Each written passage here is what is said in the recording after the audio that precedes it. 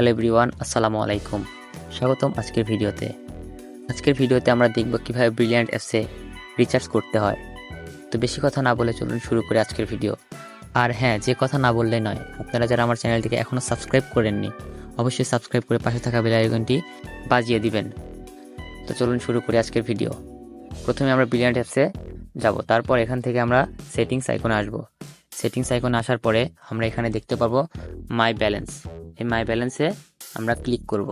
যেহেতু আমার অ্যাকাউন্টে কোনো টাকা নাই তাই এখানে দেখাচ্ছে 0 টাকা। তো আমরা এখন টাকা অ্যাড করার জন্য এই অ্যাড ব্যালেন্সে ক্লিক করব। অ্যাড ব্যালেন্সে ক্লিক করার পর আমরা এখানে দেখতে পারবো রিচার্জ অ্যামাউন্ট। এই যে এখানে দেখাচ্ছে রিচার্জ অ্যামাউন্ট। তো আমি যত টাকা রিচার্জ করব সেই টাকাটা আমরা এখানে লিখব।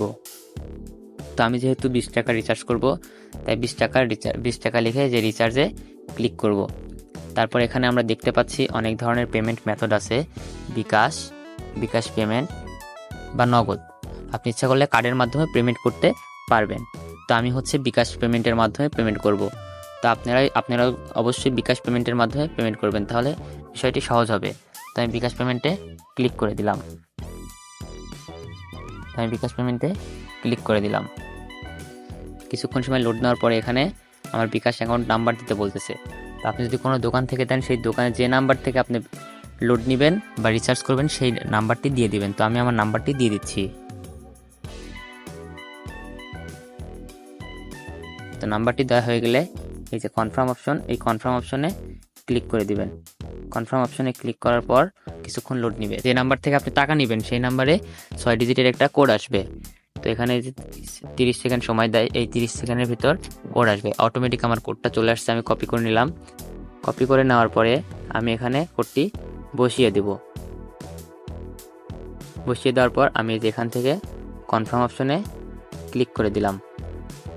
কনফার্ম অপশনে ক্লিক করে দেওয়ার পর এখানে আমার এখন বিকাশের পিন নাম্বারটা দিয়ে দিতে হবে। তো আমি এখন আমার বিকাশের পিন নাম্বারটা দিয়ে দিচ্ছি। বিকাশের পিন দেওয়া হয়ে গেলে কনফার্ম অপশনে আবার আমরা ক্লিক করে দিব। তো এই যে এখানে আমার দেখাচ্ছে আমাদের পেমেন্ট সাকসেসফুল। যেখানে আমাদের দেখাচ্ছে আমাদের পেমেন্ট সাকসেসফুল।